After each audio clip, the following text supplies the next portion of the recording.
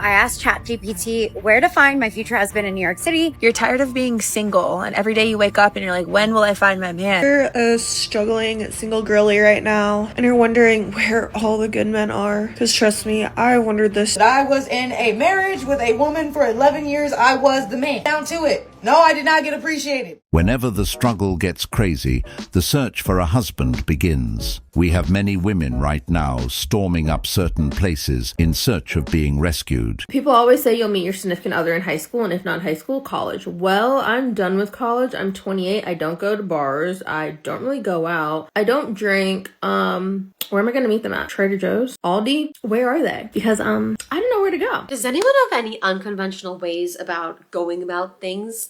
And what I mean is, like, in terms of finding a husband. Everyone has always been doing the conventional stuff, you know what I mean? Like dating apps, or like holding a sign up and being like, I'm single, you know, like what is that going to do? Or like having a billboard or something. But is there anything that's like super unconventional? Because those already been done.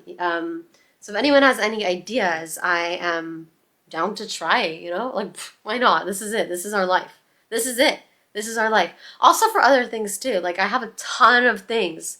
And if anyone has any ideas, because the conventional ways are just like, eh. The reality is, getting married for many of these women over the years has become harder, not only because a majority of men don't see the value in it anymore, but also because today, with everything available to them, men can pretty much build a full life without needing to rely on marriage the way previous generations did. A lot of men have reached a point where they ask themselves a simple question: what exactly am I gaining from this arrangement that I don't already have? When that question doesn't have a clear answer, many of them simply choose to opt out. Another part of the issue is that for many men, marriage has started to look like a one-sided deal. While a lot of women want marriage and a majority of men don't, there's an imbalance in the dating pool. When one side is actively looking for commitment and the other side is either hesitant or completely uninterested, the numbers alone start to work against those who want that outcome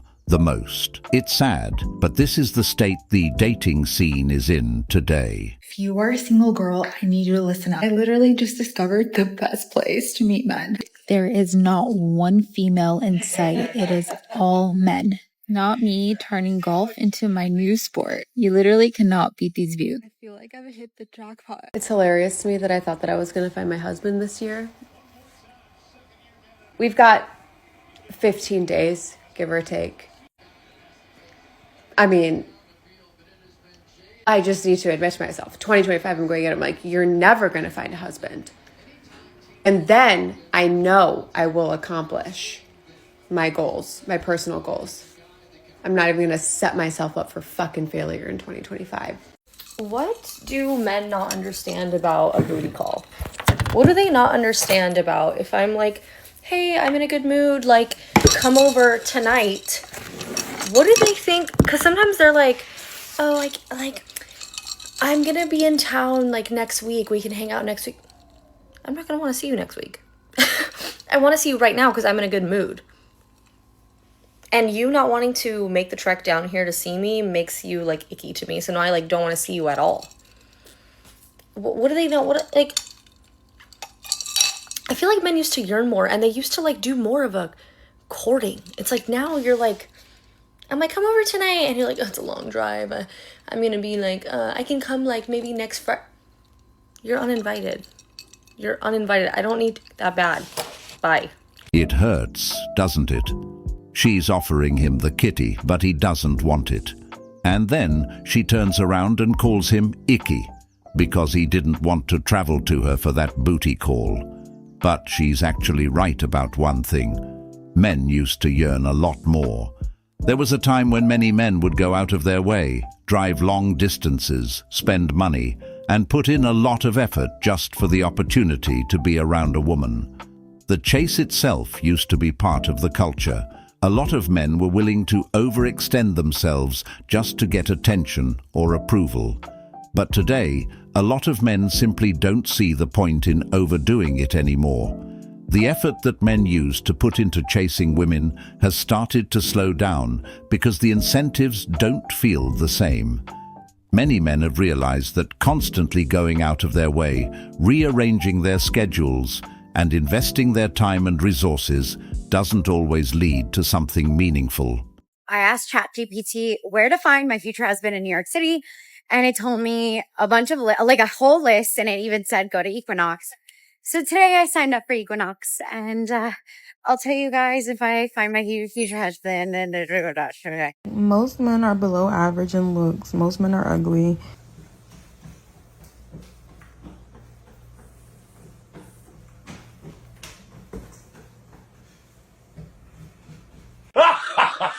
So can we normalize you letting me borrow your husband and not in that way, you freaking weirdos? What possible reason would a strong, independent woman have for needing to borrow somebody else's husband?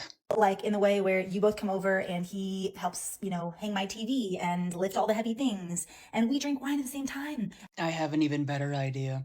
How about someone figures out how to do all of those difficult things themselves, because someone else's husband and men in general are not your free workhorses just to be used for your convenience when you want them around.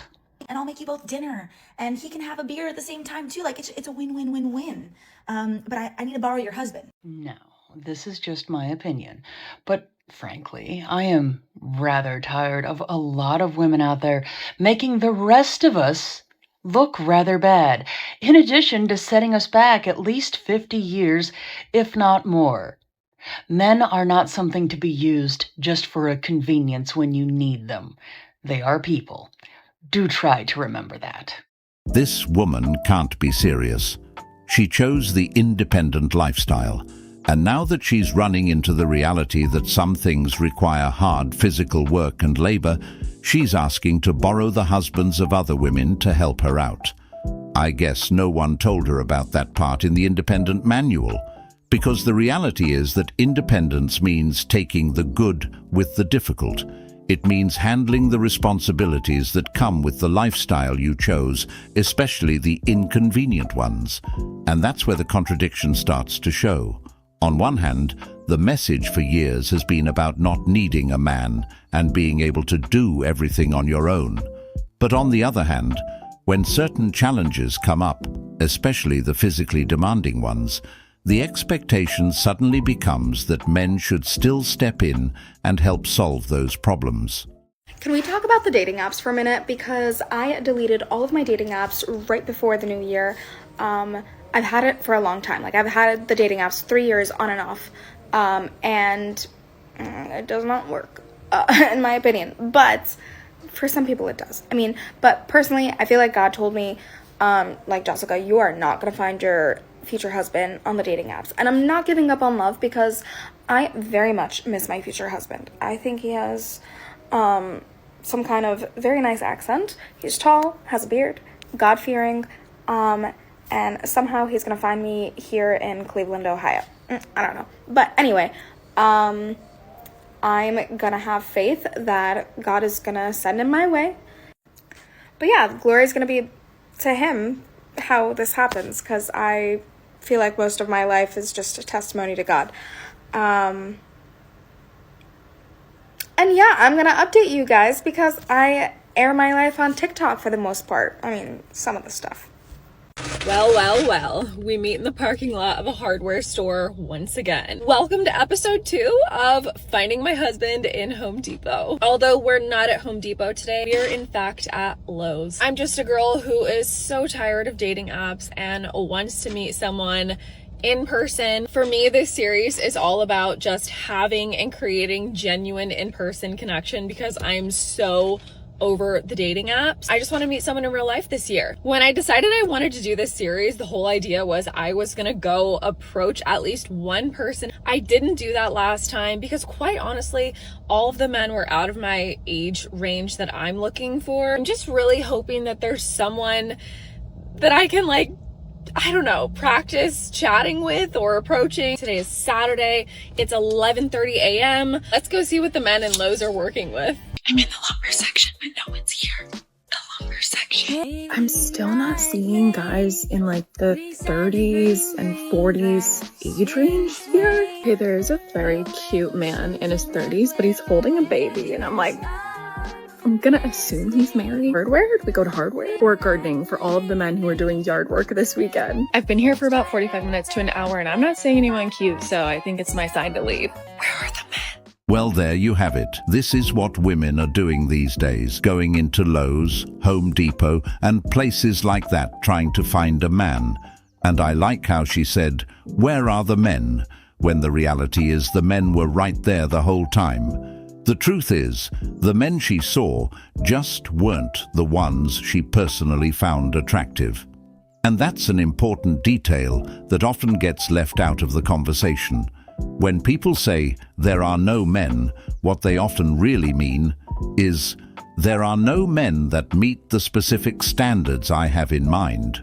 Because if you walk into a place like Home Depot or Lowe's, you're going to see plenty of men working, men building things. The real issue is that many of those men don't fit the image that some women have in their heads of the kind of man they want. The thing is, this trend won't die down anytime soon. In fact, we may end up seeing even more women invading men's spaces in the future. As the dating landscape continues to shift and more women start asking where they can meet men outside of dating apps, a lot of them will naturally start looking at places where men already spend their time.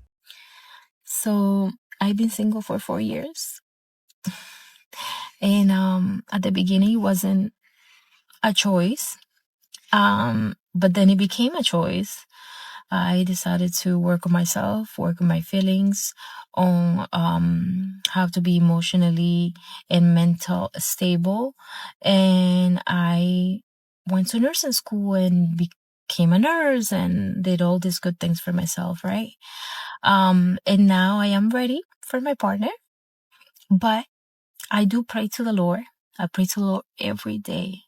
Give me a good husband. Give me someone that is not going to take me out drinking and get drunk and do all stupidity. You know, give me someone that is going to contribute to my life. Someone that is going to treat me right. Someone that don't make me down. Very important. Someone that don't make me down. Why I choose them. Because sometimes we need validation from our friends. And when you going around and you ask, is this a good thing for me? It's not. Trust me. You wouldn't be doubting yourself because what you need, you're looking for a reinforcement for that. So that's not for you. And yeah, so I'm just excited for my husband. I know God has him somewhere around there. I don't know what he's doing, but it's okay, right? Because that's what God wants. So yeah, I'm excited. Sassy male apocalypse is really funny until we need to find husbands. Only 1 in 3 men under the age of 30 are in a relationship, whereas 2 in 3 women are in a relationship. How is this possible? Women are dating older. If you have 50 men on Tinder and 50 women on Tinder, 46 of the women will give all of their attention to 4 men. On Tinder, a man of average attractiveness has to swipe 200 times to get 1 swipe back for coffee. And if the coffee date happens, 4 out of 5 of those said coffees will ghost him. The men who are rejected at that rate indulge in more misogynistic content online and pornography. I begin to think about my brothers or my future sons. And the reality, the current situation is men are not doing well. And who wants economically and emotionally viable men the most? Women. What's crazy to me is that this difference between what young women experience and what young men experience in dating and in relationships today is that it's just skimmed over. It's like, oh, we both have it really bad. And yeah, men have it worse, a little worse. But guys, let's be real. Just based on these statistics alone, men have it way worse. way worse than women when it comes to dating. In general, I don't think that people, especially young women, do a good job at putting themselves in young men's shoes. Because what I've seen is that there is a total lack of empathy when it comes to this issue. For example, when the loneliness epidemic was first being talked about in young men, women bashed men. They blamed men for the issue. And then women wonder why they can't find a good husband. Well, it's because when they were younger, in their 20s, and they were going through this, they just decided to stay single and build their empire. The reality is, men have it a lot worse when it comes to dating. It's exactly like she said. Out of 50 women, 46 of them will likely entertain the same 4 men. And when you really sit and think about that, it completely reshapes the entire dating dynamic. What that means is the majority of men aren't even in the game. They're invisible. They're not being chosen, not being considered, not even getting the opportunity to show who they are. Meanwhile, those 4 men are overwhelmed with options, attention, and validation. So naturally, they don't feel the need to commit, because why would they? They're getting everything without having to settle down. Now expand that further. Those 46 women are all competing, whether they realize it or not.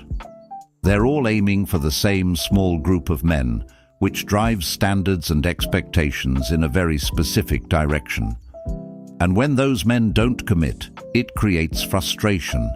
But the frustration isn't coming from a lack of options. It's coming from chasing the same limited pool. On the flip side, the majority of men are dealing with rejection, silence, or just being overlooked entirely. No matches, no replies, no real chances. So while one side is overwhelmed with attention and choice, the other side is dealing with scarcity and invisibility.